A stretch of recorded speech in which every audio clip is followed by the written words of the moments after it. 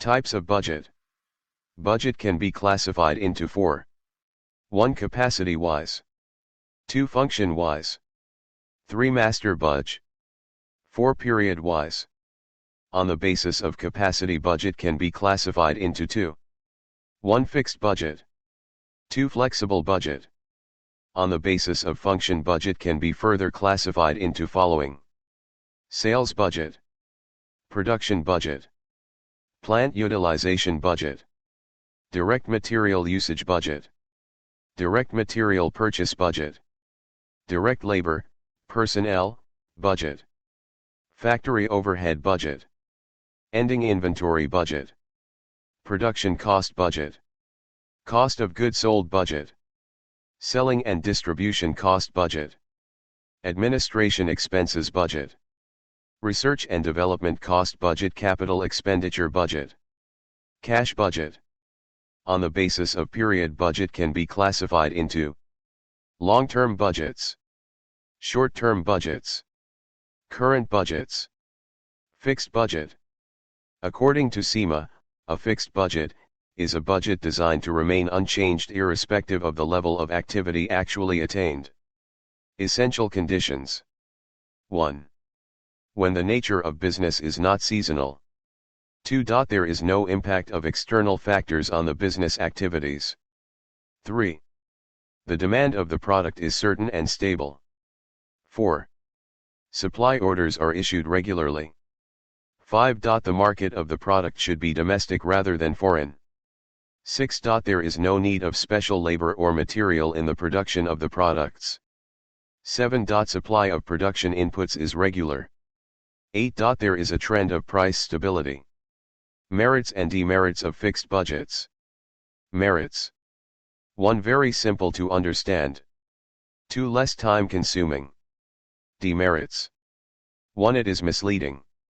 A poor performance may remain undetected and a good performance may go unrealized. 2. It is not suitable for long period. 3. It is also found unsuitable particularly when the business conditions are changing constantly. 4. Accurate estimates are not possible. Flexible budget. According to SEMA, a flexible budget is defined as a budget which, by recognizing the difference between fixed semi-variable and variable costs, is designed to change in relation to the level of activity attained. Unlike static, fixed budgets, flexible budgets show the expected results of a responsibility center for different activity levels. Merits and demerits of flexible budgets are tabulated below. Merits.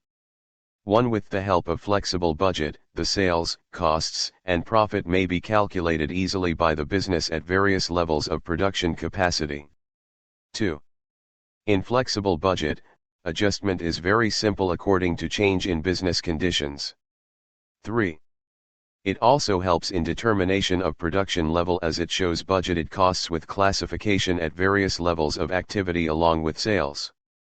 Hence the management can easily select the level of production which shows the profit predetermined by the owners of the business. 4. It also shows the quantity of product to be produced to earn determined profit. Demerits. 1. The formulation of flexible budget is possible only when there is proper accounting system maintained, perfect knowledge about the factors of production and various business circumstances is available. 2. Flexible budget also requires the system of standard costing in business. 3. It is very expensive and labor-oriented. Difference between fixed and flexible budgets. 1. Fixed budget does not change with actual volume of activity achieved. Thus it is known as rigid or inflexible budget. Flexible budgets can be recast on the basis of activity level to be achieved. Thus it is not rigid. 2. Fixed budget operates on one level of activity and under one set of conditions.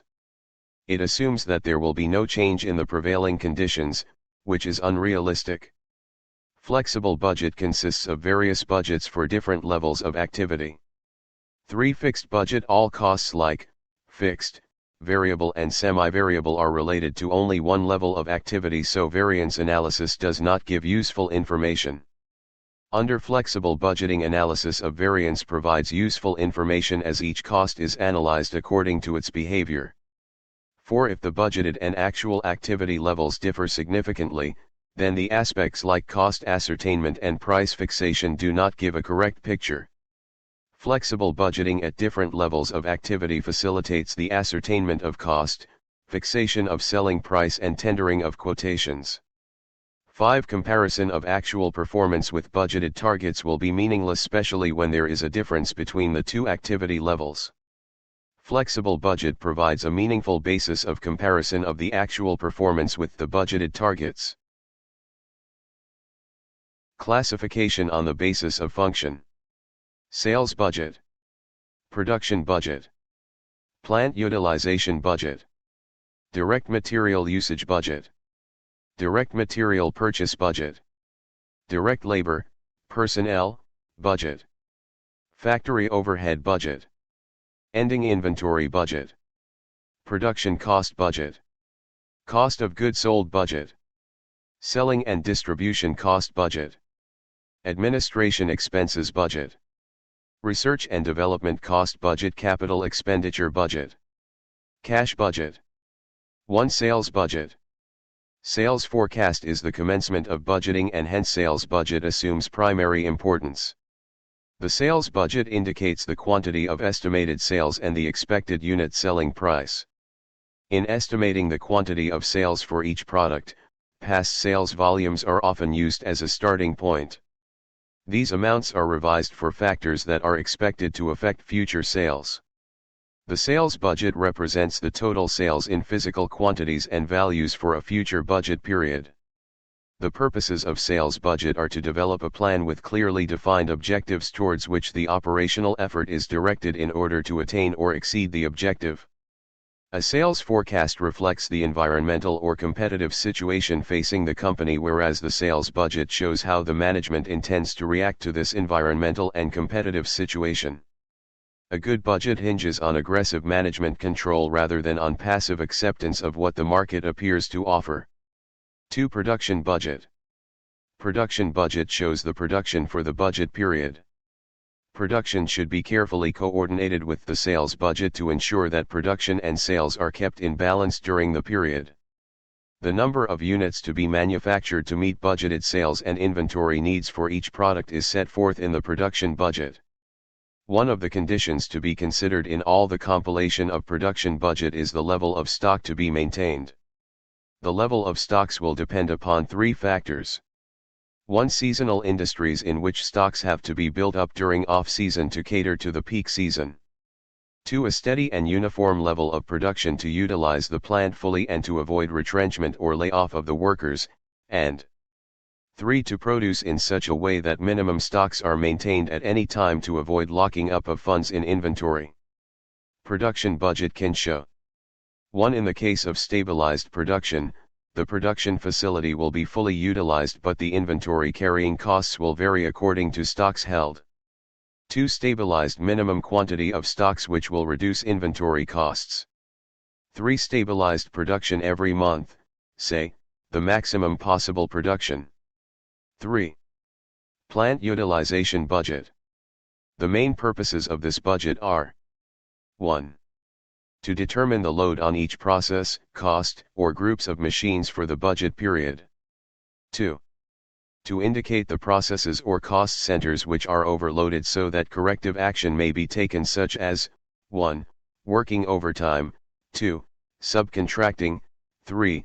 Expansion of production facility, etc. 3.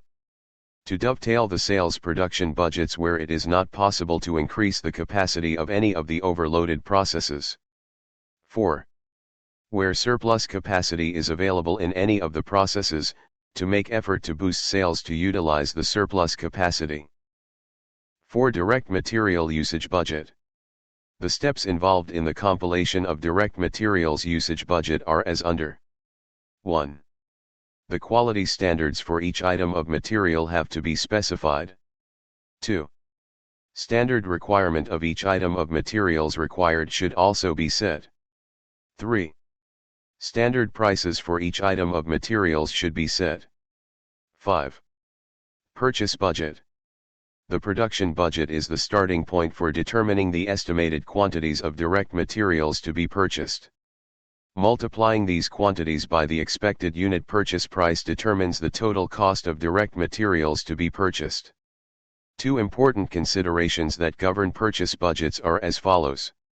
1. Economic order quantity. 2. Reorder point with safety stocks to cover fluctuations in demand. The direct material purchases budget helps management maintain inventory levels within reasonable limits. 6. Personnel, or labor cost, budget. Merits of personnel budget. 1. It defines the direct and indirect labor force required. 2. It enables the personnel department to plan ahead in recruitment and training of workers so that labor turnover can be reduced to the minimum.